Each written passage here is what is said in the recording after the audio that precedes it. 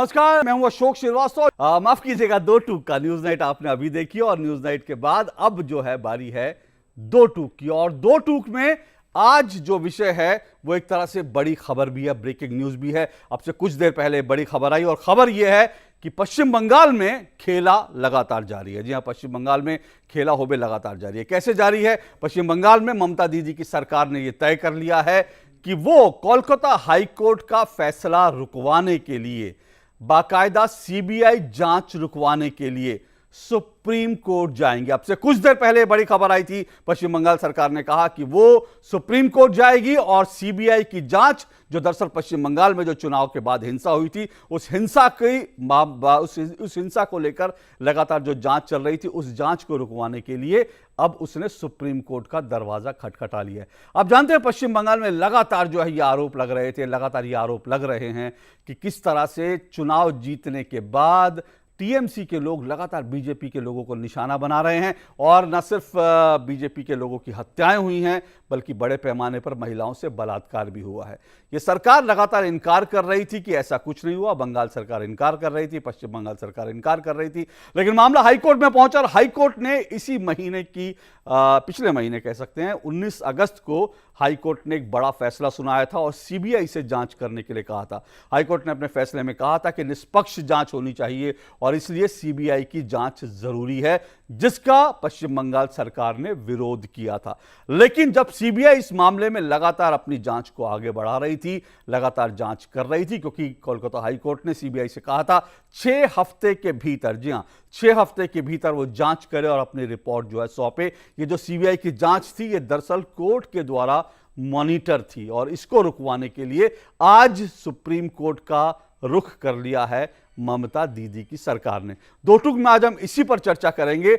19 अगस्त को यह फैसला आया, आखिरकार आज इतने दिन बाद क्यों बंगाल सरकार ने तय किया कि इस फैसले को रुकवाने के लिए, इस फैसले को का अमल रुकवाने के लिए सुप्रीम कोर्ट जाएगी वो सरकार। तो इसी पर आज हम चर्चा करेंगे। कानून क्या करेगा? क्या एक तरह से कानून को धता बता रही है पश्चिम बंगाल की सरकार? क्योंकि इसी मामले में एक बड़ी खबर यह भी है कि कोर्ट के फैसले के बावजूद, जी हां, कोलकाता हाईकोर्ट के फैसले के बावजूद पश्चिम बंगाल की सरकार ने इस मामले में एसआईटी का गठन अब तक नहीं किया था। तो कानून क्या करेगा? क्या ममता बनर्जी ने तय कर लिया है कि वही कानून है जो मैं चाहूंगी, जो मेरी सरकार चाहेगी? क्या पश्चिम बंगाल में कानून का राज नहीं है? ये तमाम मुद्दे हैं जो आज हम इस चर्चा में उठाएंगे। और इससे पहले कि मैं इस डिबेट को आगे बढ़ाऊं, एक रिपोर्ट है, उस रिपोर्ट पर नजर डाल लेते हैं।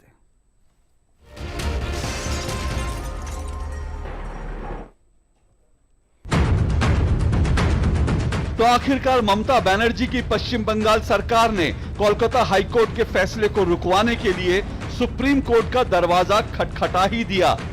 पश्चिम बंगाल सरकार का कहना है कि सीबीआई केंद्र के इशारे पर टीएमसी कार्यकर्ताओं को निशाना बना रही है, इसलिए सीबीआई की जांच को तुरंत रोका जाए। दरअसल पश्चिम बंगाल में चुनाव नतीजे आने के बाद राज्य में लगातार हिंसा की भयानक वारदातें हुई। भाजपा का आरोप है कि चुनावों में जीत के बाद ममता बनर्जी और उनकी पार्टी के गुंडे बेकाबू हो गए। भाजपा दफ्तरों में आग लगा दी गई, भाजपा कार्यकर्ताओं के घरों पर बमों से हमला किया गया, कई कार्यकर्ताओं की हत्या हुई और महिला कार्यकर्ताओं से बलात्कार किए गए। ममता बनर्जी और टीएमसी के नेता पहले तो लगातार हिंसा की वारदातों से इनकार करते रहे, पर जब सबूत के तौर पर हिंसा के कई वीडियोस वायरल हुए, तब टीएमसी ने हिंसा का ठीकरा चुनाव आयोग और केंद्रीय बलों के सर पर डाल दिया। लेकिन ये पूरा मामला तब और गर्मा गया जब पश्चिम बंगाल की पुलिस ने हिंसा पीड़ितों की रिपोर्ट तक लिखने से इनकार कर दिया और तब जाकर ये मामला अदालत में पहुंचा। कोलकाता हाईकोर्ट ने अपने आदेश में राष्ट्रीय मानवाधिकार आयोग से इस पूरे मामले की जांच कराने को कहा। ममता सरकार ने पहले तो एनएचआरसी की जांच को ही रुकवाने की कोशिश की, पर जब वो इसमें कामयाब नहीं हुई तो टीएमसी के लोगों ने कई जगह मानवाधिकार आयोग की टीम पर ही हमला किया। लेकिन एनएचआरसी ने इस पूरे मामले की जांच करके अपनी रिपोर्ट अदालत को सौंप दी और तब कोलकाता हाईकोर्ट ने उस रिपोर्ट के आधार पर माना कि बंगाल में हिंसा हुई है, हत्याएं हुई हैं, बलात्कार हुए हैं और अदालत ने 19 अगस्त को अपना फैसला सुनाया और हिंसा के इन मामलों की जांच सीबीआई से कराने का आदेश दिया। साथ ही अदालत ने राज्य सरकार से इस मामले में एसआईटी बनाने को भी कहा। अब जबकि अदालत के आदेश पर सीबीआई ने हिंसा पीड़ित इलाकों में जाकर सबूत जुटाने शुरू किए और आरोपियों के खिलाफ मुकदमे दर्ज करने शुरू किए, तो हिंसा के आरोपियों को बचाने के लिए ममता सरकार ने आखिरी दांव भी चल दिया। ममता की सरकार ने सीबीआई जांच रुकवाने के लिए सुप्रीम कोर्ट जाने का फैसला कर लिया है। वैसे ममता सरकार के इस फैसले से किसी को हैरानी नहीं हुई है। पश्चिम बंगाल सरकार की नीयत का अंदाजा इसी बात से लगाया जा सकता है कि 19 अगस्त को कोलकाता हाईकोर्ट का फैसला आने के बाद जहां सीबीआई ने इस मामले में अब तक 2 दर्जन से ज्यादा मामले दर्ज कर लिए हैं, वहीं राज्य सरकार ने अदालत के फैसले के बावजूद अब तक एसआईटी का भी गठन नहीं किया था।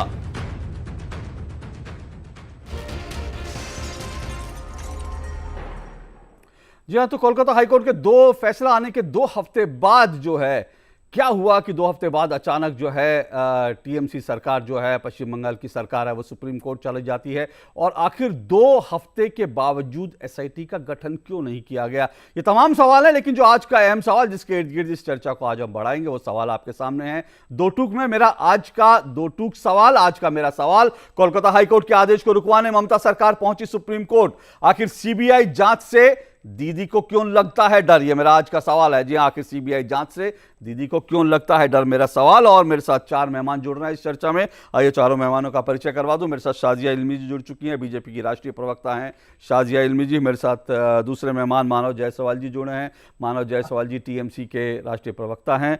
मेरे साथ प्रकाश चंडालिया जी जुड़े हैं, कोलकाता से महानगर के संपादक हैं, महानगर राष्ट्रीय महानगर के वरिष्ठ पत्रकार हैं। और मेरे साथ दिल्ली से प्रमोद सिंह जी जुड़े हैं। प्रमोद सिंह जी भी वरिष्ठ पत्रकार हैं और पुलिसिंग पर, सीबीआई पर वो बड़ी पैनी और करीब निगाह रखते हैं। आप चारों मेहमानों का बहुत बहुत शुक्रिया और स्वागत। मानव जायसवाल जी, 2 हफ्ते पहले ये फैसला आया था, हालांकि उसी दिन जो है आपके जो सांसद हैं उन्होंने ये कहा था, आपके सांसद जो सौगत राय हैं उन्होंने कहा था कि हमें ये फैसला स्वीकार नहीं है। और मुझे अच्छी तरह से याद है कि मैंने उस दिन आपसे ये सवाल भी पूछा था जब आप जुड़े थे कि क्या आप सुप्रीम कोर्ट जाएंगे? आपने कहा था कि जो पार्टी हाईकमान तय करेगा वो हम करेंगे और हम इसको देखते हैं। अचानक सौगत राय ने तो उसी दिन कह दिया था और हम सब ये कह रहे थे कि शायद सुप्रीम कोर्ट जाएंगे, लेकिन अचानक 2 हफ्ते बाद ये फैसला लिया गया। क्या वजह देखते हैं आप? सर, पहले तो सभी को मेरा नमस्कार है जी। देश को आपके चैनल से माध्यम से मैं नमन करता हूँ। और जहाँ तक बात है सर, हम कॉन्टेम्पलेट कर रहे थे कि और हमको अधिकार है सुप्रीम कोर्ट पे जाने का। बिल्कुल बिल्कुल, वो न्यायालय है वो, ठीक है। तो हम अपने अधिकार की प्रैक्टिस कर रहे हैं। जहाँ तक दूसरी बात है सर, जिस तरीके से देखा गया है कि सीबीआई और जो अभी इन्वेस्टिगेशन कर रहे हैं सर, हमारे टीएमसी का काफी कार्यकर्ता भी मारे गए और हाईकोर्ट ने ऑर्डर दिया पोस्ट वॉर वायलेंस के लिए, जो भी हुआ है उसकी पूरा संज्ञान लेने के लिए, उसकी रिपोर्टिंग और उसकी सब चीज करने के लिए। लेकिन देखा जा रहा है कि सीबीआई ऑफिसर्स हो या एनएचआरसी जो पहले भी थी, वो बीजेपी जो लीडर्स हैं उनके साथ उनके घरों में जा रही हैं। वो जमलपुर और केटुग्राम बोल के एक जगह है सर पूर्व बर्धमान में, वहां वो जाते हैं और बीजेपी के जो नेता जिनके घरों में ले जाते हैं वहीं कार्यकर्ता मारे गए हैं काफी हद तक, उनके घर वो नहीं जाते हैं। तो निष्पक्ष जांच होनी चाहिए, पूरे देश को अवगत कराना चाहिए। हमारा न्यायालय है, न्यायालय हमेशा प्रॉपर संज्ञान लेगा और हमारे देश में ये प्रथा रही है सर, कुछ हो चाहे ना हो। और ये कहावत भी है सर, चोर खाली हाथ नहीं जाना चाहिए, चोर को चोरी से जितने बेगुनाह है उनको सजा नहीं होनी चाहिए। तो हम भी यही चाहते हैं। लेकिन सर, गुनहगार और बेगुनाह में सबसे पहली जो प्रक्रिया है वो जांच करने वालों की है कि वो जांच जो कर रहे हैं वो निष्पक्ष है कि नहीं है।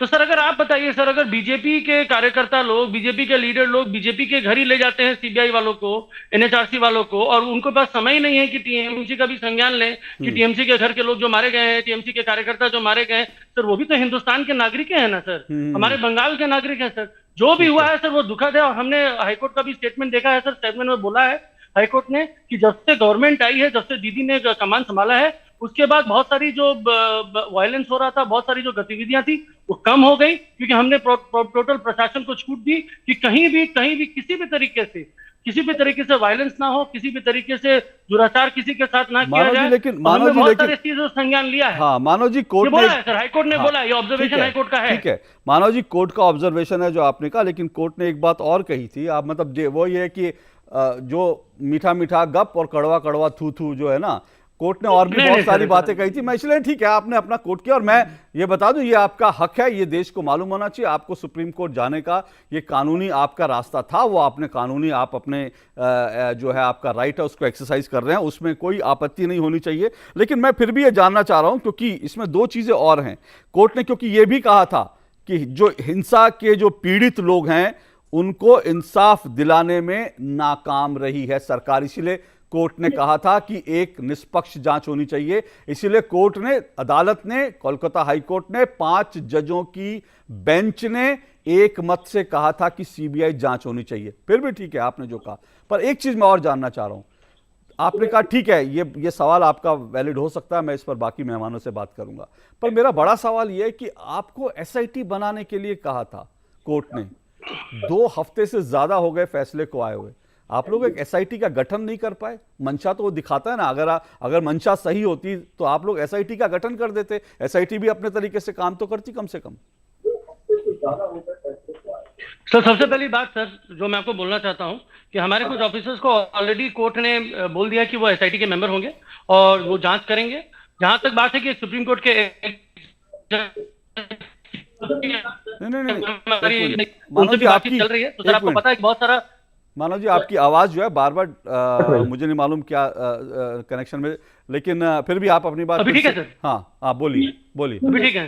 तो सर हम बताना चाहते हैं कि ऑलरेडी 3 ऑफिसर्स को एसआईटी में संगठित कर दिया गया है। साथ ही साथ आपको ये भी बता दूं कि एक कब किया गया मानव सर? ऑलरेडी है सर, मैं नाम बता देता हूँ सर, ऑफिसर्स का नाम बता देता हूँ। कल तक तो नहीं था ना, बड़ी खुशी होगी। कल तक तो हाई कोर्ट में जब ये मामला गया, पहले से ही है सर, ये आपको कल तक तो नहीं था ना, ये आज की डेवलपमेंट आप बता रहे हैं। सुमन बाला साहू और रणवीर सिंह, ये तो कोर्ट नहीं अपॉइंट किया। हाँ चलिए, तो कोर्ट नहीं अपॉइंट किया सर, कोर्ट नहीं अपॉइंट किया, लेकिन राज्य सरकार का कोई एक्शन विजिबल नहीं हुआ है अभी। नहीं सर एक मिनट, चंदेलिया जी आपसे मौका मिलेगा सर, आप बात करने दीजिए। ये तो पढ़ लिख के बैठे हैं अशोक सर वहाँ पे, आप तो अशोक सर की गद्दी ले ले रहे सर, आप बैठ जाइए वहाँ पे। सर मेरी सर गद्दी किसी की नहीं है। चलिए सर बोलिए। हाँ ठीक है नहीं, संयम रखिए सर, बोलिए संपूर्ण मौका देंगे। हाँ बोलिए मानव। तो दूसरी बात सर है, वहाँ पे जो हमारे सबसे मेन मुद्दा है सर, जो वहाँ पे जो हमारी जो सुप्रीम कोर्ट के जो एक्स जज हैं, जिनके बारे में नहीं मानव जी आज आपका कनेक्शन कुछ फिर लूज है, लेकिन सीबीआई जिस तरीके से जांच कर रही है। हाँ ठीक है आप मैं 1 मिनट रुक जाइए। जिस तरीके से जांच कर रही है, हाँ 1 मिनट रुक जाइए, आपका कनेक्शन में कुछ है, मैं कोशिश करता हूं दोबारा आपके पास हूं, क्योंकि अभी आपने कोर्ट को लेकर क्या कहा वो हम ठीक से कोई भी शायद नहीं सुन पाया होगा, लेकिन मैं फिर से दोबारा आपको मौका दूंगा, आप ये जो बात कर रहे हैं। लेकिन अभी तक जो बात हुई है, मैं शाजिया, हाँ एक मिनट मानव जी रुक जाइए, मैं शाजिया इल्मी जी से पहला रिएक्शन ले लेता हूँ, उसके बाद मैं फिर आपके पास मानव जी दोबारा आता हूँ। शाजिया जी जो आरोप लगा रही है, और बंगाल सरकार ने कहा भी है कि भाई जो जांच हो रही थी वो एक तरफा सी जांच थी और निष्पक्ष जांच का हमको भरोसा नहीं है सीबीआई से, और इसीलिए वो हाईकोर्ट गई है, तो फिर क्या माना जाए कि बीजेपी कार्यकर्ताओं के साथ सीबीआई की टीम जा रही थी, ये अपने आप में जो है आपत्तिजनक है? देखिए मानव जी ने बहुत कोशिश की, लेकिन जो भी मानवता के खिलाफ वहां पे अत्याचार हुए हैं सिर्फ इस वजह से, और वो भी उन लोगों के साथ जिन्होंने भाजपा का साथ दिया था, और ना सिर्फ पॉलिटिकल मर्डर्स पर बहुत ही राक्षसाना शातिराना किस्म के अपराध हुए हैं, और जिस तरह से रेप्स हुए हैं उसको लेकर उसके पिटिशनर्स जो थी वो महिलाएं थी और उनके परिवार थे जिनके साथ ही काम हुआ है। तो जाहिर सी बात है जो टीम जाएगी तो वो उन्हीं के घरों में जाएगी जहां से उन्हें प्रमाण इकट्ठा करना हो। तो ये उनका यही आर्गुमेंट, आप चुप रहिए मुझे बोलने दीजिए, उनकी यही बात साफ दिखाती है, और जितनी बार उन्होंने बीजेपी कहा है साफ दिखाता है कि इतनी नफरत है कि ये लोग मारने के लिए, बलात्कार करने के लिए तैयार हैं, उन सब महिलाओं के भी और उन परिवारों को मारने के लिए तैयार है, सिर्फ इसलिए क्योंकि उन्होंने भाजपा का साथ दिया है। एक मिनट साजिद जी मैं रहा हूँ, मैं शाजिया जी आप ही के पास आ रहा हूँ। शाजिया जी एक मिनट, शाजिया जी एक मिनट, अरे बाबा शाजिया जी मैं आप ही के पास आ रहा हूँ, एक मिनट में पहले मानव जी को चुप करा दूं। मानव जी एक मिनट, शाजिया जी मैं आ रहा हूँ। हाँ मैं मानव जी आपने आपको 5 मिनट तक 6 मिनट मैंने लगातार आपको बोलने का मौका दिया। जी मैं लगातार एक मिनट शाजिया जी एक मिनट, शाजिया जी एक मिनट, अनर्गल आप तय करेंगे सर, फिर आप अभी आप नहीं मानव जी सुनिए, मानव जी सुनिए एक मिनट, नहीं मानव जी सुनिए, मानव जी सुनिए, मानव जी सुनिए, अनर्गल क्या है ये आप तय नहीं करेंगे, ये आप तय नहीं करेंगे, अनर्गल क्या है ये आप तय नहीं करेंगे। नहीं मानव जी आप तय नहीं करेंगे, आप 5 मिनट बोलेंगे, कोई आपको रोकेगा नहीं, दूसरा बोलेगा तो आप बीच में बोलेंगे, फिर आप आरोप लगाएंगे, कि मुझे बोलने नहीं दिया जाता। अरे उनको अपनी बात तो रखने दीजिए ना, इतनी अधीरता किस लिए, इतनी असहिष्णुता किस लिए, इतनी असहिष्णुता किस लिए? मानव जायसवाल सुनिए, मैं आपको मुझे मजबूर मत कीजिए, एक मिनट, मानव जायसवाल की आवाज नीचे कीजिए, मानव जायसवाल की आवाज नीचे कीजिए, मानव जायसवाल अब आप सुनिए एक मिनट। शाजिया जी अब कोई नहीं बोलेगा, एक मिनट।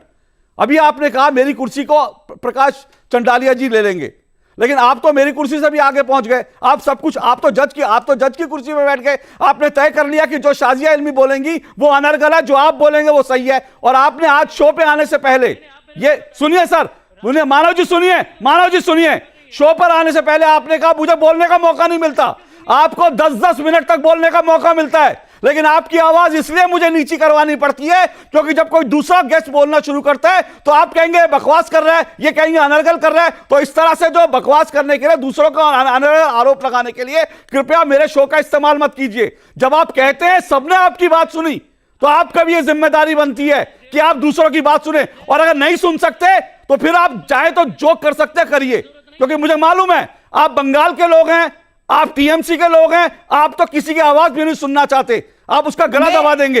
तो रुकिए, अब आप शांति से रुकिए, शाजिया जी अपनी बात पूरी कर लें, उसके बाद मैं आपको मौका दूंगा।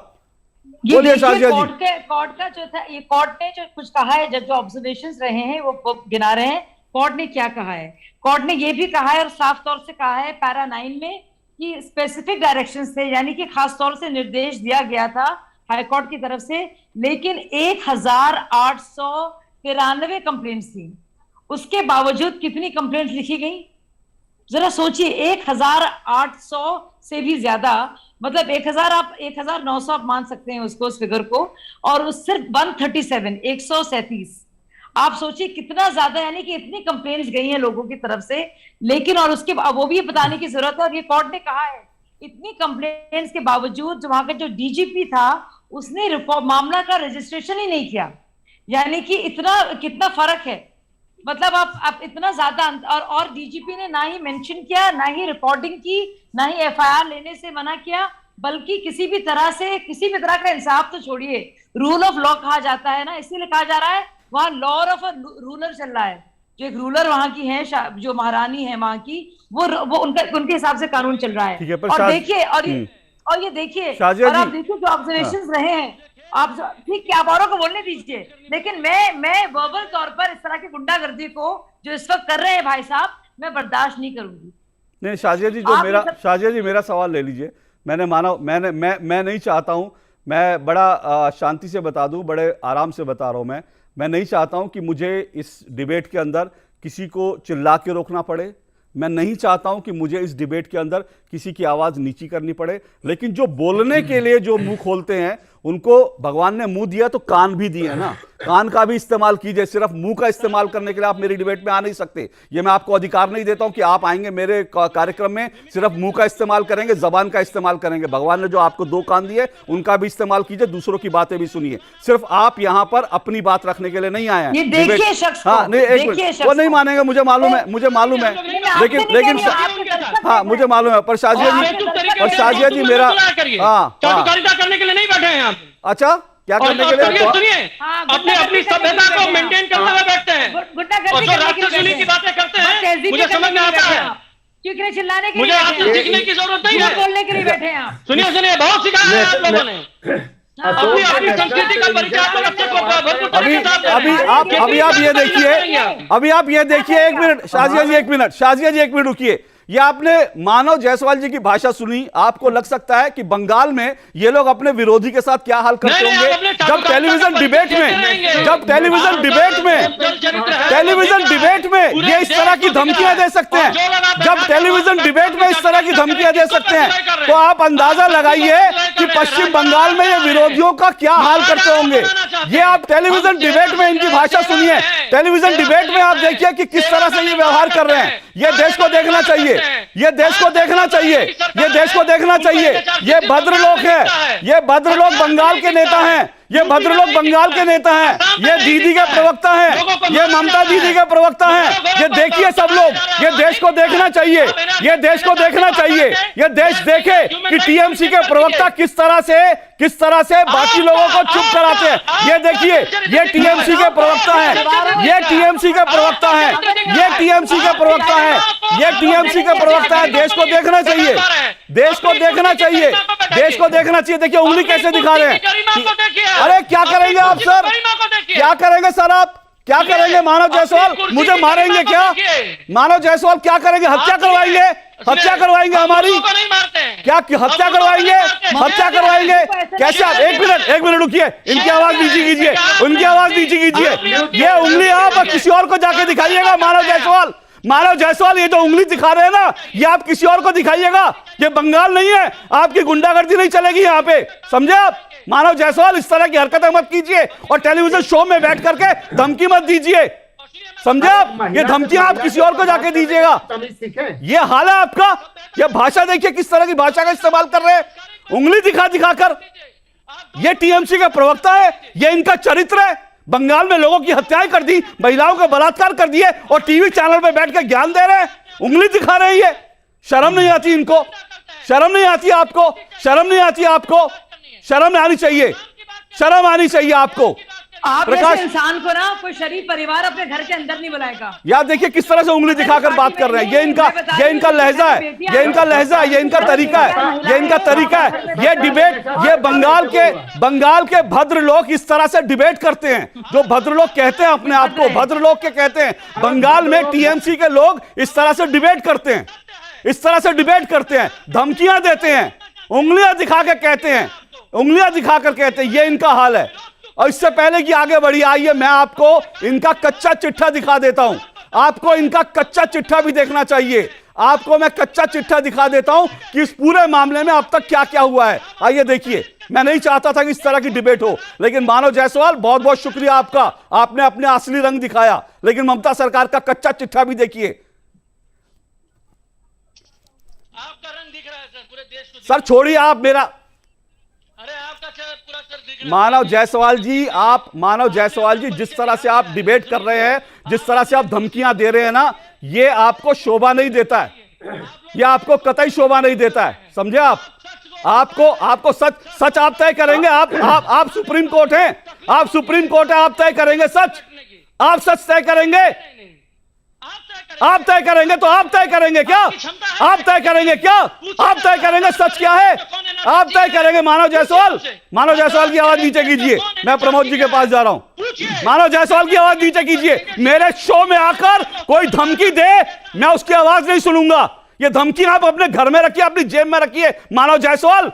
और जब मैं पश्चिम बंगाल में आऊं, कोलकाता में आऊं, तो मुझे मरवा दीजिएगा, हिम्मत हो तो, क्योंकि आप लोग यही कर सकते हैं। जब आप शो में धमकी दे रहे हैं तो बंगाल पहुंचने पर आप मेरी हत्या भी करवा सकते हैं, तो करवाइएगा जब मैं बंगाल आऊंगा। लेकिन आपसे डर करके सच बोलना नहीं छोड़ेंगे, आपसे डर करके सवाल पूछना नहीं छोड़ेंगे। आप हत्या करवा सकते हैं, करवाइए, लेकिन आप किसी को चुप नहीं करवा सकते। मानव जायसवाल ये आप समझ लीजिए। बोलिए प्रमोद जी।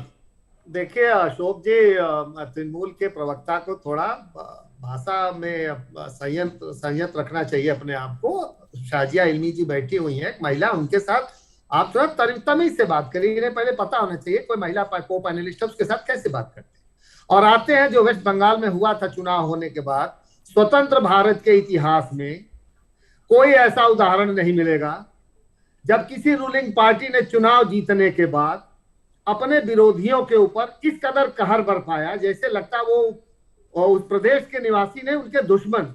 प्रमोद जी, लेकिन प्रमोद जी मेरा एक सवाल है, मैं आपसे ये समझना चाह रहा हूँ, जो आरोप मानव जायसवाल जी ने लगाया, मैं उसको समझना चाह रहा हूँ। वो कह रहे हैं कि भाई बीजेपी के लोगों के साथ सीबीआई की टीम जा रही है। मानव जायसवाल भले ही डिबेट ना करना चाहते हो या धमकियां देने के लिए, लड़ने के लिए आए हूँ, लेकिन मैं डिबेट करना चाहता हूँ और मैं बिंदु उठाना चाहता हूँ। मानव जायसवाल भले ही मुझे धमकी दें, लेकिन मैं फिर भी उन्होंने जो मुद्दा उठाया मैं उनका मुद्दा उठाऊंगा। मैं उनकी धमकियों से डरूंगा नहीं, लेकिन मैं उनका मुद्दा उठाऊंगा। वो जो मुद्दा उठा रहे हैं, वो कह रहे हैं कि टीएमसी की बीजेपी के लोगों के साथ। मैंने इसका जवाब दिया है आपको अशोक हाँ, जी। मैं ठीक है, मैं प्रमोद जी से इसलिए पूछ रहा हूँ क्योंकि प्रमोद जी सीबीआई की फंक्शनिंग को अच्छी तरह से समझते हैं, इसलिए मैं चाहता हूँ कि प्रमोद जी इसका जवाब दे। प्रमोद जी बोले। सीबीआई ने अभी तक 31 एफआईआर दर्ज की है माननीय कलकत्ता उच्च न्यायालय के आदेश पर। कोर्ट मॉनिटर्ड प्रोब है, उसमें उन्होंने सीबीआई को उनको एक रिपोर्ट भी देनी है। एनएचआरसी को अलग से हाई कोर्ट ने आदेश दे रखा है कि आपको मानवाधिकारियों का जो हनन हुआ है उसकी भी आपको जांच करनी है।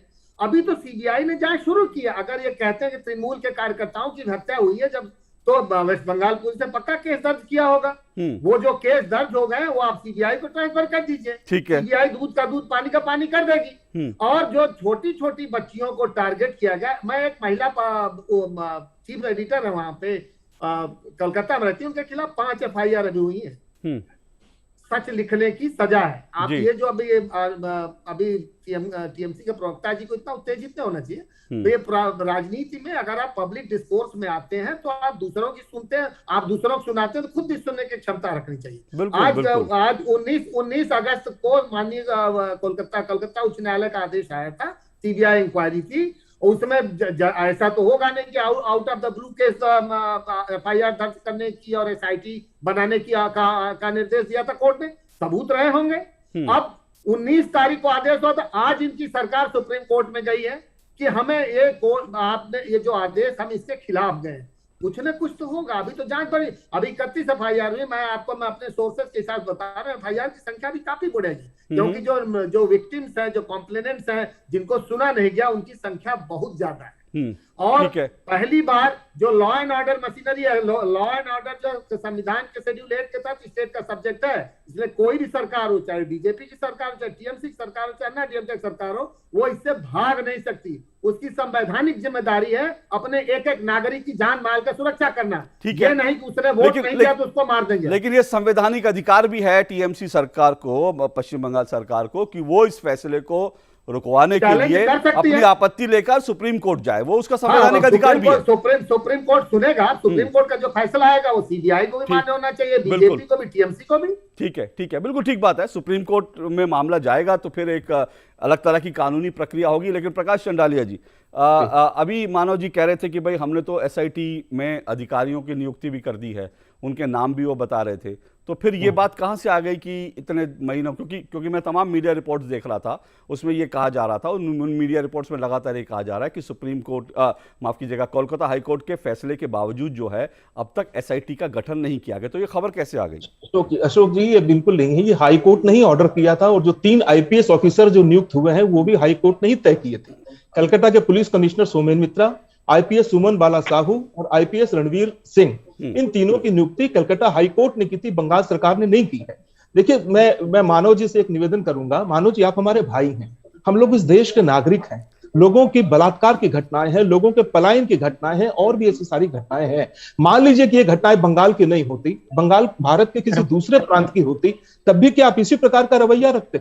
अगर मान लीजिए कि आपको पता होना चाहिए 18 जून को एनएचआरसी के गठन का निर्देश हाई कोर्ट ने दिया, आप उसको नहीं मानने वाले थे, आप वापस हाई कोर्ट चले गए। 21 जून को हाई कोर्ट ने फिर आपको लताड़ लगाई और अकेले नहीं, 5 जजों की बेंच ने लताड़ लगाई और कहा नहीं, एनएचआरसी सही है। और अभी शाजिया ने जो फिगर दिए 1893 एनएचआरसी की रिपोर्ट में आते हैं, डीजी की रिपोर्ट में 137 होते हैं।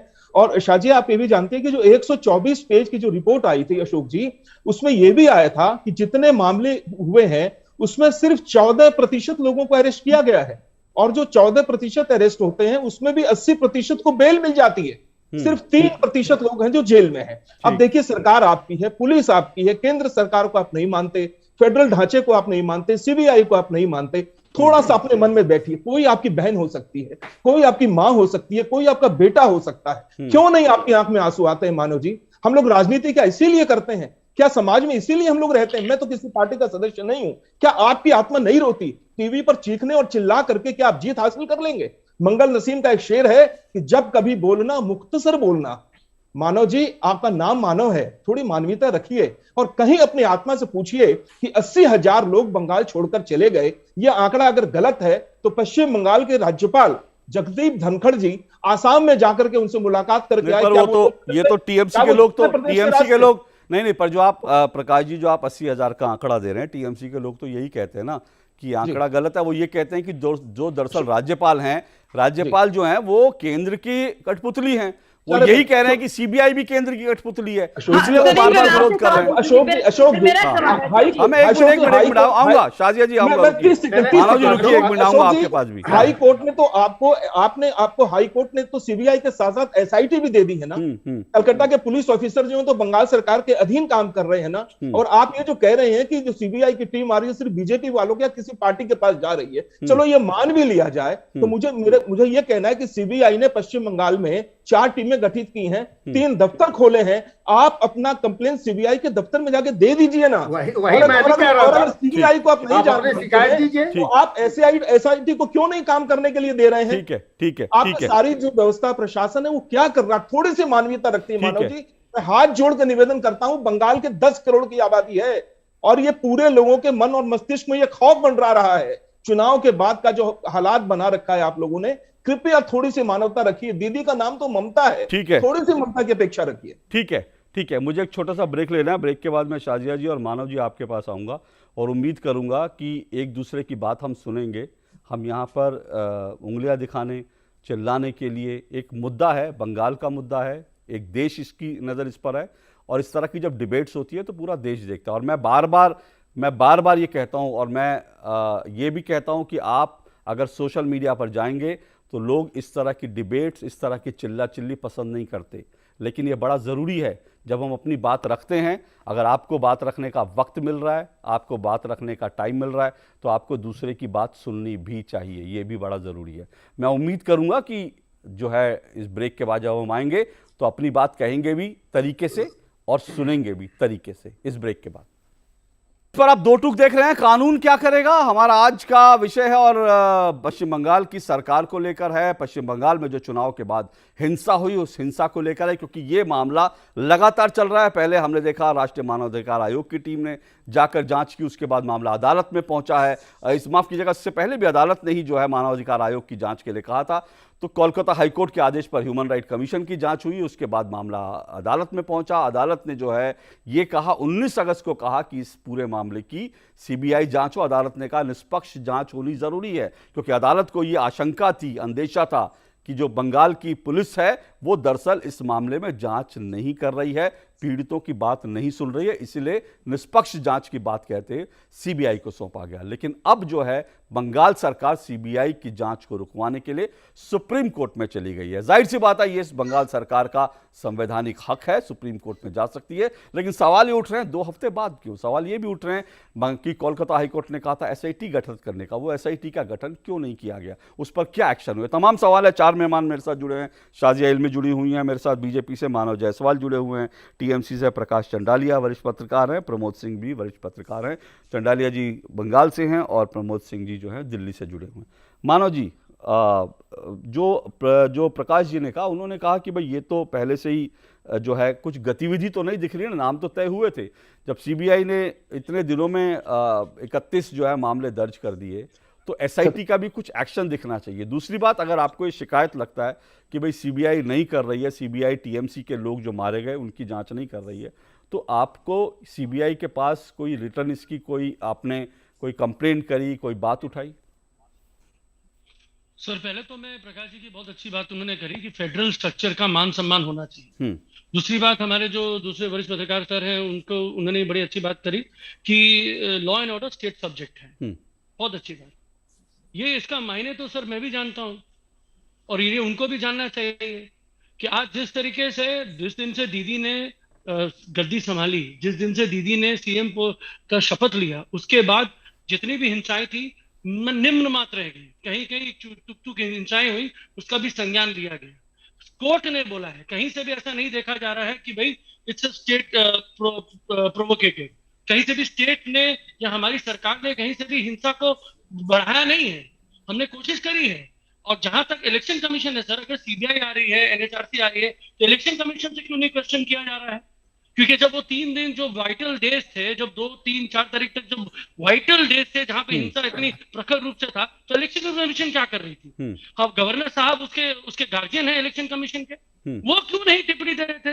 वो क्यों नहीं बाहर होके प्रखर होके इसका जवाब मैं दूंगा। एक मिनट रुकिएगा सर, उनको अपनी बात पूरी करने। हाँ बोलिए मानव जी। हाँ सर, हमारा ये बोलना है कि जिस तरीके से इलेक्शन कमीशन ने पूरे बंगाल की पुलिसिंग को चिरमरा दिया था, उनको जिसको जहां मन चाहे वहां उठा पटक कर दी, उन्होंने कौन बीजेपी के नेताओं की बात सुनी, जिस तरीके से उन्होंने चाल चरित्र चलन किया, ये पूरे देश ने देखा है। और हमको दुख है कि ये बंगाल में जो भी हुआ है, जो भी हिंसाएं हुई हैं, जिस तरीके से भाषणबाजी हुई है, चाहे वो दिलीप घोष क्यों ना हो, चाहे वो शीतल कुची को लेकर उन्होंने क्यों नहीं इतनी अनर्गल बातें करी, उन्होंने गोली मारो वाली बातें करी, उन्होंने सीने पे गोली मारेंगे, हजार तरीके की अनंत नेता है। मैडम क्षमता रखिए सुनने की, क्षमता रखिए। हम नतमस्तक हैं पूरे देश के प्रति। हम चाहते हैं कि कहीं भी हिंसा ना हो। हमारे लोग मारे गए, हमारे अपने लोग मारे गए, चाहे वो बीजेपी के क्यों ना हो, चाहे वो टीएमसी के क्यों ना हो, वो हमारे बंगाल के लोग हैं। किन्होंने उनको मारा, ये जरूरी जांच होनी चाहिए। किस परिस्थिति में उनकी जान गई, ये जरूरी मानव जी एक सवाल है। और जहां तक सर, हाँ मानव जी एक सवाल है, मैंने पहले भी आपसे पूछा था, पहले भी कई चर्चाओं में जब आप जुड़े थे मैंने आपसे पूछा था, और आप क्योंकि बार बार कोर्ट को कोट कर रहे हैं, इसलिए मैं अदालत को ही कोट करके आपसे सवाल पूछ रहा हूँ। आप कह रहे हैं कि जो हिंसा हुई थी चुनाव के बाद, जब तक दीदी ने शपथ नहीं ली थी उससे पहले हिंसा हुई थी, और वो चुनाव आयोग, ये आपका तर्क है, इसका जवाब मैं किसी और से लूंगा। प्रमोद जी इस पर कुछ कहना चाहते हैं, लेकिन मेरा पहला मेन सवाल जो मुख्य सवाल है, हिंसा किसी के भी समय में हुई है, चाहे चुनाव आयोग केंद्रीय बल थे या पुलिस थी, सबसे महत्वपूर्ण सबसे बड़ी बात यह है कि जो हिंसा से पीड़ित लोग थे उनकी बात नहीं सुनी जा रही थी, उनको इंसाफ नहीं मिल रहा था। और ये मैं नहीं कह रहा हूं, ये सुनिए मेरा सवाल पूरा हो जाए फिर आप अपनी, ये मैं नहीं कह रहा हूं सर, ये बीजेपी भी नहीं कह रही है। जिस कोर्ट की बात को आप बार बार कोर्ट कर रहे हैं, उसी अदालत ने कहा था कि हम आप पर, पश्चिम बंगाल सरकार पर, हम आप पर भरोसा नहीं कर सकते क्योंकि आप पीड़ितों को सुन भी नहीं रहे। हिंसा मान लीजिए कि चलिए चुनाव आयोग और केंद्रीय बलों के टाइम में हुई, पर इंसाफ तो दिलाना आपकी जिम्मेदारी थी, इंसाफ क्यों नहीं दिलाया? बिल्कुल सर, बिल्कुल सर, कोर्ट में जाना पड़ा। सुनिए सर, समय जिस तरीके से दुखद समय हमारे पूरे प्रांत में बीता है, जिस तरीके से 8 फेज इलेक्शन कराया गया, जिससे कोरोना से महामारी से पूरा प्रांत ग्रसित हो गया, पूरा देश ग्रसित हो गया, लाशों का अंबार बिछा रहा देश के किसी जगहों में, उसके बावजूद भी हमारी नेत्री ने कार्य का निर्वाह करते हुए ममत्व का निर्वाह किया है। उनके जिस दिन उन्होंने कमान संभाली, उन्होंने सब चीज को रोका है और हमने सारी चीजों का संज्ञान लेते हुए किया है। एनएचआरसी एक पक्ष में काम कर रही है। एनएचआरसी का जो टोटल गठन है, जिस तरीके से अशोक सर जो उनके हेड हैं, जिस तरीके से कार्य हो रहा है, जिस तरीके से बीजेपी के घर ही वो जा रहे हैं, एक भी टीएमसी के लोग उनको मारे हुए नहीं दिखे। क्या वो लोग नहीं है? छोड़ दीजिए ना सर, एक बार हम भूल जाते कि वो टीएमसी के कार्यकर्ता है, चलो मान लेते कि वो बीजेपी के ही है, मान लेते हम बंगाल के ही कार्यकर्ता हैं, क्यों नहीं उनका रिपोर्टिंग हो रहा है? क्यों नहीं उसके बारे में वो चर्चा है? उनके पूरे रिपोर्ट में उनका कोई चर्चा ही नहीं है। और जहां तक बात है सर हमारे न्यायालय की, तो न्यायाधीश है सर, वो लोग तो सही चीज बोलेंगे, क्योंकि एनएचआरसी ने जिस तरीके से रिपोर्ट किया है, आज एनएचआरसी ने सर, एनएचआरसी सिर्फ बंगाली में दिख रही है, ना वो असम में दिख रही है, ना वो यूपी में दिख रही है, ना वो हाथरस में दिख रही है, ना वो गुजरात में दिख रही है। इस पर मानव जी इस विषय पर हम पहले कई बार आप ये उठा चुके हैं, कई बार हम इस पर चर्चा कर चुके हैं कि जो मानव अधिकार आयोग की टीम जांच करने गई थी वो केंद्र सरकार ने नहीं भेजी थी, ना मानव अधिकार आयोग की टीम खुद से गई थी। बाकायदा कोलकाता हाईकोर्ट का फैसला था कि भैया इसकी जांच मानव अधिकार आयोग की टीम करेगी। ये फैसला हाईकोर्ट का था, मैं बार बार कह रहा हूं, और हाईकोर्ट के 5 जजों की बेंच का था। ये बात सबसे महत्वपूर्ण है और ये सबको समझना चाहिए कि इस पूरे मामले में हिंसा को लेकर जो टीएमसी के लोगों की आपत्ति है, जो मानव जायसवाल जो आपत्ति उठा रहे हैं कि हमारे कार्यकर्ता मारे गए, उनकी जांच नहीं हो रही, वो एक मामला हो सकता है, और वो मामला अगर हो सकता है तो वो भी कोर्ट में क्यों नहीं उठना चाहिए? एक मिनट मानव जी, एक मिनट, वो भी एक मिनट मानव जी, वो बात भी कोर्ट में क्यों नहीं, वो बात भी कोर्ट में। लेकिन बड़ी बात यह है कि इस पूरे मामले में जो हिंसा जो हुई थी, इसकी जांच का जो पूरा इनिशिएटिव था वो बाकायदा और किसी ने नहीं, बंगाल कोलकाता हाईकोर्ट के 5 जजों की बेंच ने बार बार ये उठाया था, और अब भी जो है सीबीआई जांच की भी बात। लेकिन एक बात जो मानव जी बार बार कहते हैं, मैं प्रमोद जी आपसे जवाब ले लेता हूं, फिर मैं शाहजी जी आपके पास आता हूं। देखिए जो बात ये बार बार मानव जी जो कहते हैं कि भाई ये चुनाव आयोग, नहीं प्रमोद जी मेरा सवाल, प्रमोद जी सवाल ले लीजिए, प्रमोद जी सवाल ले लीजिए, मेरा सवाल जो है वो सीधा सा है। वो बार बार कहते हैं भाई चुनाव आयोग उस समय था वहां पर, उस समय तो हमारी सरकार भी नहीं पूरी तरह से गठित हुई थी, हमने शपथ भी नहीं ली थी और केंद्रीय जो तमाम बल थे वो तैनात थे, तो उस हिंसा के लिए हम जिम्मेदार कैसे हो सकते हैं? एक मिनट देखिए, ऐसा है जो चुनाव आयोग होता है वो सिर्फ पोल रिलेटेड ड्यूटी के लिए होता है। डे टू डे जो एडमिनिस्ट्रेशन है, जो होम डिपार्टमेंट है, लॉ एंड ऑर्डर है, वो सीधे सीधे राज्य सरकार के अंतर्गत होता है।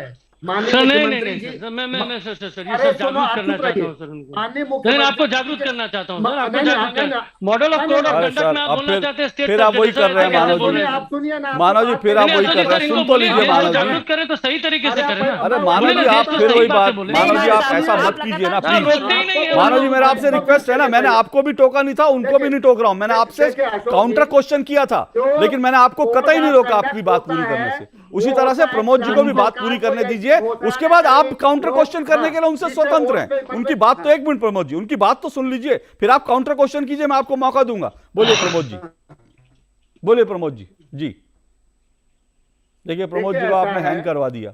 जो डिस्ट्रिक्ट एडमिनिस्ट्रेशन होता हाँ, है, बोलिए प्रमोद वो जी। स्टेट गवर्नमेंट को डे टू डे वर्क पे रिपोर्ट करता है। लॉ सिर्फ चुनाव से संबंधित ड्यूटी में इलेक्शन कमीशन का हक होता है, और जो सेंट्रल फोर्सेस का डिप्लॉयमेंट होता है वो भी लोकल डीएम के डिस्पेंसेशन पे होती है।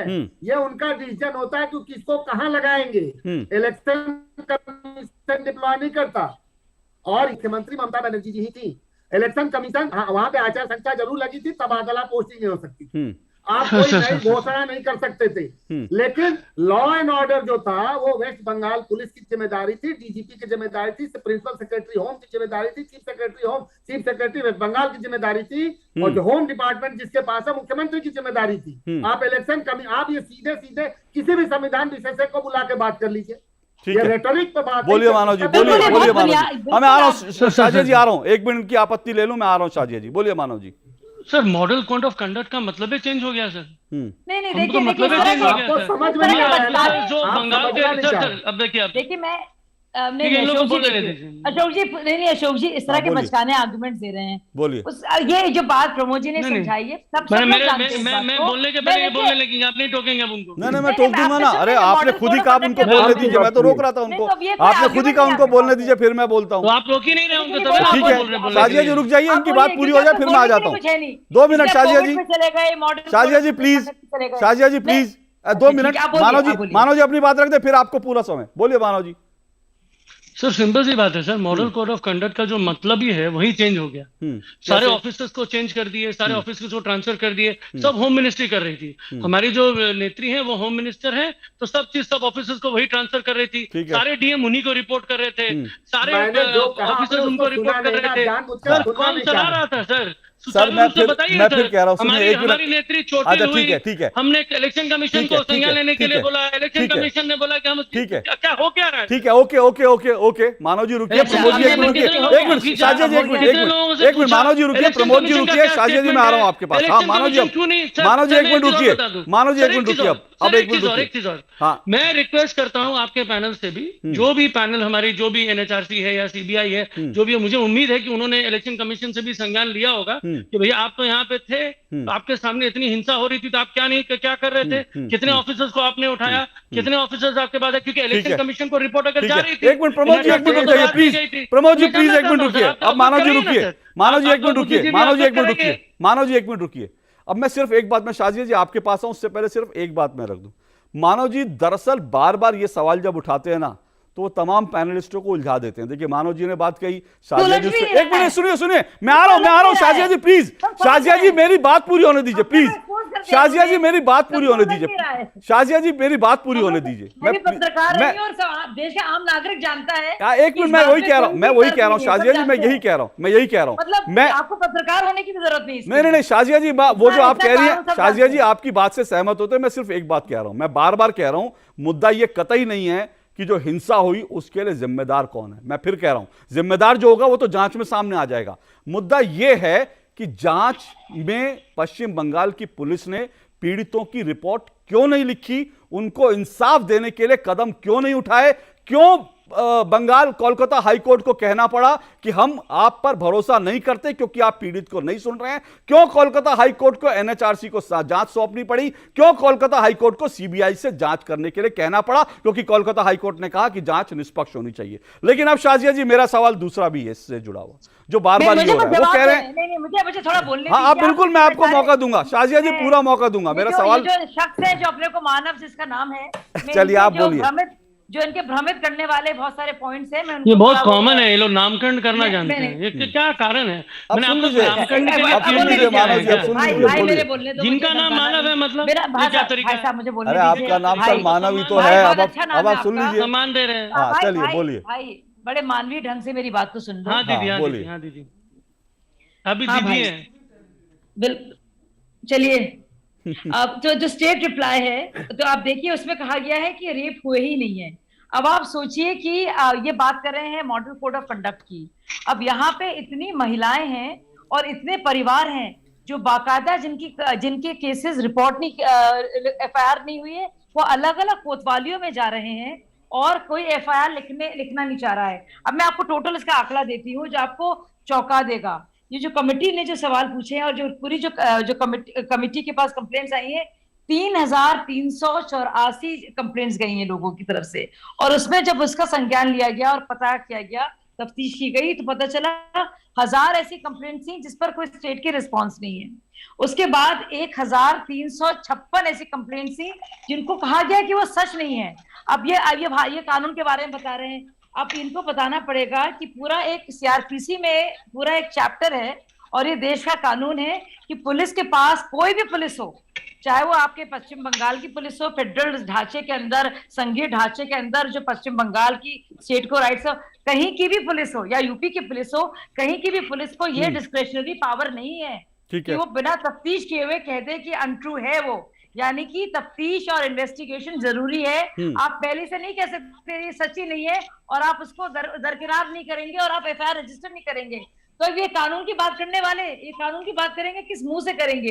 अच्छा, एक और सवाल ये कह रहे हैं कि देखिए क्योंकि सीबीआई कर रही है इसलिए इसमें गड़बड़ हो सकती है और इसलिए भी गड़बड़ हो रही है और ये बीजेपी वालों के पास जा रही है। अगर सुप्रीम कोर्ट की रिपोर्ट आएगी तब क्या कहेंगे? तब भी तो यही कहेंगे जैसे अभी कह रहे हैं कि इलेक्शन कमीशन ने भी ये किया, पैरामिलिट्री फोर्सेस के पैरामिलिट्री के बारे में भी कह रहे थे, फोर्सेस के बारे में, सीपीआरएफ के बारे में तो हमने सुना है, ममता दीदी ने क्या बयान दिए थे आपको याद होगा। तो आप ये बताइए कि अब अभी सुप्रीम कोर्ट की रिपोर्ट आएगी तब भी ये कहेंगे। चलिए सुप्रीम कोर्ट का तो हमें इंतजार करना पड़ेगा ना, कोर्ट क्या फैसला सुनाता है, तब हम दोबारा ये सवाल उठाएंगे। क्यों नहीं उठाएंगे, जरूर उठाएंगे। आखिरी बात जी, तो आप बताइए जो 17 साल की जो वो भी दलित की बेटी है, देश की बेटी है, जिसके साथ गैंगरेप हुआ हो सिर्फ इस वजह से कि उसके माता पिता ने बीजेपी को वोट दिया हो, या ऐसी महिलाएं हो जो वृद्ध हो जिनके नवासों पोतों के सामने जिनका बलात्कार हुआ हो, या ऐसे तमाम लोग जिनके साथ हाथापाई हो इतनी बुरी तरह से, दर्दनाक तरीके से कि उनके मतलब वो इतने पीड़ित हैं कि वो डिसेबल्ड हो गए हों। मैं कुछ बोलना चाहता हूं। तो आप बताइए वो लोग अगर उनकी एफआईआर लिखी नहीं जा रही है तो उसका मॉडल कोड ऑफ कंडक्ट से और संघीय ढांचे से क्या मतलब है भाई? ठीक है, ये तो सरासर गुंडागर्दी है। मुझे प्रकाश जी के पास जाना, बड़ी देर से मैंने प्रकाश जी को मौका नहीं दिया है। प्रकाश जी, कुल मिलाकर अभी हमारे पास विकल्प सिर्फ यही है कि हम सुप्रीम कोर्ट के फैसले का इंतजार करें, पर जाहिर सी बात है सुप्रीम कोर्ट जो फैसला सुनाएगी, क्योंकि इससे पहले मैं फिर कह रहा हूं, बार बार जो देख रहे हैं, लगातार देख रहे हैं, चाहे वो एनएचआरसी हो, कोलकाता हाई कोर्ट हो, और मैं बार बार बता चुका हूं हाई कोर्ट के जज को भी हटाने के लिए जो है बाकायदा टीएमसी के प्रवक्ताओं ने जो है बार काउंसिल की मदद करके जो है एक चिट्ठी लिख दी थी। तो सवाल उठता है कि किसी संस्था पर तो आपको भरोसा करना ही पड़ेगा ना। अशोक जी, कहां से भरोसा करेंगे? एक तरफ आप एनएचआरसी आपकी नजर में गलत है, आपकी नजर में जो हाई कोर्ट के जजेस होते हैं वो सारे गलत हैं, हाई कोर्ट के चीफ जस्टिस को आप नहीं मानते। मेरे को तो मानो जी सिर्फ एक सवाल दे दीजिए कि आलपन बंदोपाध्याय आईएएस ऑफिसर हैं, यहाँ के चीफ सेक्रेटरी थे, आईपीएस ऑफिसर राजीव कुमार थे जिनको सीबीआई अरेस्ट करने के लिए आई थी, उन दोनों को गोद में बैठाकर, जेब में बैठाकर कौन घूम रहा था? ममता बनर्जी। उनकी क्यों पैरीकारी करते हुए शब्दावली को थोड़ा, हाँ बिल्कुल बिल्कुल, एक माँ की तरह माँ अपने बच्चों को गोद में रख सकती है। आप अपने सर चिंतन को दुरुस्त रखिए। किस विचारधारा से आप प्रभावित हैं? कुछ तो रखिए। एक माँ अपने बच्चे को गोद में रख सकती है। नहीं, आपकी विचारधारा, अपनी शालीनता रखिए। आपकी मानव जी 45 वर्षों में मेरा राज्य कहाँ चला गया है? आज भी हम बैठ करके खून खराबा, बलात्कार, माँ बेटियों के साथ दुर्व्यवहार की बात सर 45 वर्षों में 35 साल वामपंथियों के 10 साल आपके शासन के, आंख में आंसू आते हैं, आंख में आंसू आते हैं। हम कहाँ भद्र लोग, बिल्कुल। सर मैं कुछ बोलना चाहता हूँ। अरे मुझे बोलने दीजिए। आप बोल ही रहे हैं बार-बार। आप प्रकाश जी की बात कहाँ पूरी होने दे रहे हैं? आप बोल ही रहे हैं। कुछ भी बोलने के लिए नहीं है। आप देखिए बंगाल कहाँ जा रहा है। 45 वर्षों में हमने कितने बैकवर्ड हो चुके हैं यार। आज भी हम इससे बात करते हैं, बलात्कार हो रहे हैं, हत्याएं हो रही है, लोग बंगाल छोड़ के बाहर जा रहे हैं, आप उसको स्वीकार नहीं कर रहे हैं। टीम आ रही है, आप उसको स्वीकार नहीं करते हैं। आप कह रहे हैं टीएमसी के लड़कों को मारा गया। चलिए इसमें कहां कुछ हम कह रहे हैं कि नहीं मारा गया होगा, हो सकता है मारा गया होगा। आप अपनी शिकायतें तो लेके जाइए ना। लेकिन ये क्यों भूल जाते हैं कि एनएचआरसी की रिपोर्ट में यह भी लिखा गया था कि जब कोई शिकायतकर्ता थाने पहुंचता है तो उसकी रिपोर्ट को थानेदार दर्ज नहीं करता एफआईआर, और उसकी जो शिकायत की कॉपी होती है वो लोकल टीएमसी के नेता को दे दी जाती है। और वो लोकल टीएमसी का नेता उस पार्टी के कार्यकर्ता के साथ क्या सलूक करता है ये भी आपको मालूम। ठीक है, 30 सेकंड में मानव जायसवाल जी, उसके बाद फिर शाजिया जी, जल्दी से 30 सेकंड में। मानव जायसवाल जी, मैं फिर कह रहा हूं, ये अभी हम कोई अंदाजा नहीं लगा रहे, लेकिन फिर भी सुप्रीम कोर्ट का जो भी फैसला होगा, अब क्योंकि मामला सुप्रीम कोर्ट में पहुंच ही गया है, क्या हमें फिर से तो डिबेट नहीं करनी पड़ेगी? क्योंकि इसके पहले हाई कोर्ट के जजों पर आपकी पार्टी, आपके सांसद उंगली उठा चुके हैं, तो क्या सुप्रीम कोर्ट पर तो उंगली नहीं उठाएंगे? सुप्रीम कोर्ट पर भरोसा है ना पूरी तरह से? सर हमको न्यायपालिका पे पूर्ण भरोसा है, लेकिन ये हमारा अधिकार है कि हम सुप्रीम कोर्ट, सर्वोच्च न्यायालय पे जाएं, बिल्कुल, और हम अपने अधिकार ले रहे हैं। दूसरी बात मैं सर बोलना चाहता हूँ, प्रकाश जी शायद बंगाल में ही रहते हैं, पता नहीं वो कौन से बंगाल में रहते हैं, शायद वो 4 दीवारी के बीच में ही किताबों में घिरे हुए रहते हैं, और वो किताबें ऐसी हैं जो व्हाट्सएप ग्रुप की छपाई हुई है। ठीक है, हमारे यहाँ बंगाल में जिस तरीके से द्वारे द्वारे सरकार का जो स्कीम चल रहा है, हजारों महिलाएं, इनके बीजेपी के काफी महिलाएं, नेत्री लोग आके उस प्रकल्पों को ले रही हैं, कहीं किसी को कोई प्रॉब्लम नहीं हो रहा है। इनके काफी बीजेपी के कार्यकर्ता टीएमसी ज्वाइन कर रहे हैं। अगर हम इतने घृणात्मक हैं, टीएमसी क्यों ज्वाइन करेंगे? सुनिए सर, सुनिए, इंडस्ट्री लाइए, सुनिए, बेरोजगारी एक महामारी हो गई है बीजेपी काल में, मोदी शासन में बेरोजगारी एक महामारी हो गई है। उसके लिए आप बात नहीं करेंगे, आप हथियार वाले रेप केसेस की बात नहीं करेंगे। आप देश में जिस तरीके से बीजेपी सरकारों में जो हो रहा है उसकी बातें आप नहीं करेंगे। आप किसकी बातें करेंगे? आप सुनिए, ये जो 4 दीवारी के बीच में अंदर में बैठ के एक कुएं के मेढक की तरह जो आप बातें कर रहे हैं, आप बंगाल में शाजिया जी आखिरी कमेंट आपका। शाजिया जी आखिरी कमेंट आपका। अब मामला अदालत सुप्रीम कोर्ट में है। शाजिया जी, सुप्रीम कोर्ट में अब मामला, बीजेपी की रणनीति क्या होगी इसमें? रणनीति क्या है भाई साहब? जो लोग हैं, जो पीड़ित हैं, जो महिलाएं जिनके साथ बलात्कार हुए हैं, उनके परिवार हिम्मत करके जा रहे हैं, वहां पे धमकाया उनको जा रहा है, लोग पलायन कर रहे हैं। रणनीति इसमें क्या होगी भाई साहब? ये कम से कम हमारे देश में इतना तो इंसाफ हो सकता है। क्या हम लोग बन गए हैं कोई और देश? क्या हम लोग अफगानिस्तान या पाकिस्तान बन गए हैं क्या? कि हम लोग ऐसा करेंगे अपनी महिलाओं के साथ और कोई इंसाफ नहीं होगा? आप बताइए। तो आपको सुप्रीम कोर्ट पे भरोसा है ना पूरी तरह से? तो अगर सुप्रीम कोर्ट को, इलेक्शन कमीशन को, ये तो हर चीज को कहते हैं ना। मुझे ममता दीदी अपना नाम बदलकर ममता हटा दें, और ये गुंडागर्दी जो भाई साहब दिखा रहे हैं, मुझे कम बोलना पड़ा आपकी डिबेट में अशोक जी, मालूम है क्यों? ज्यादा कुछ दिखाने की जरूरत नहीं। मानव जी ने जो अपना चेहरा दिखाया है, जिस तरह की भाषा शैली, तो एक चीज होती है, एक हाव भाव होता है, एक तरीका होता है। जिस तरह से इनका जो नॉन वर्बल जो कम्युनिकेशन था, वो काफी कुछ कहता है कि क्या खौफ का माहौल है, किस तरह से डराया धमकाया जा रहा है। और अब मैं खुदा के वास्ते मैं कहती हूँ आपसे, कम से कम गुनहगार ना बनिए। सियासत और मैं सारे अधिकारियों से चाहे ममता जी आपको डराएं धमकाएं, चाहे मानव जी लोग करें, आप खुदा के वास्ते आम लोगों के साथ जो कुछ भी हुआ है, जहां किस पार्टी के भी हैं, आप उनका साथ दीजिए ना। बिल्कुल, पीड़ितों के साथ इंसाफ होना चाहिए, ये सबसे बड़ी बात है। और हाई कोर्ट ने जब अपना फैसला सुनाया था तब उम्मीद बंधी थी कि इंसाफ होगा, सीबीआई काम कर रही थी, लेकिन अब जो है पश्चिम बंगाल की सरकार सीबीआई का जांच रुकवाने के लिए, हाई कोर्ट का फैसला रुकवाने के लिए सुप्रीम कोर्ट गई है। वो उसका संवैधानिक कानूनी अधिकार है, वो ऐसा बिल्कुल कर सकती है। लेकिन हम उम्मीद करेंगे कि कोर्ट जो भी फैसला सुनाए और किसी के भी हक में हो, पीड़ितों को इंसाफ जरूर मिलना चाहिए और जो भी हिंसा हुई उस हिंसा की निष्पक्ष जांच जरूर होनी चाहिए। और देश को यह मालूम होना चाहिए कि बंगाल में जो हिंसा हुई, जो महिलाओं का बलात्कार हुआ, जो हत्याएं हुई, राजनीतिक हत्याएं हुई, उसके लिए जिम्मेदार कौन है, यह देश को जानना बहुत जरूरी है। लेकिन अब लगता है फिलहाल क्योंकि सुप्रीम कोर्ट में मामला गया है तो लगता है कि थोड़ा सा इसमें समय और लग सकता है। लेकिन कहते हैं कि भगवान के घर में, इंसाफ के घर में जो है देर हो सकती है, अंधेर नहीं हो सकती। इसलिए हम उम्मीद कर रहे हैं कि इंसाफ तो होगा और पीड़ितों को न्याय जरूर मिलेगा। बहुत बहुत शुक्रिया मेरे चारों मेहमानों का। दो टूक में आज बस इतना ही। आपसे कल फिर मुलाकात होगी। फिलहाल इजाजत दीजिए। नमस्कार।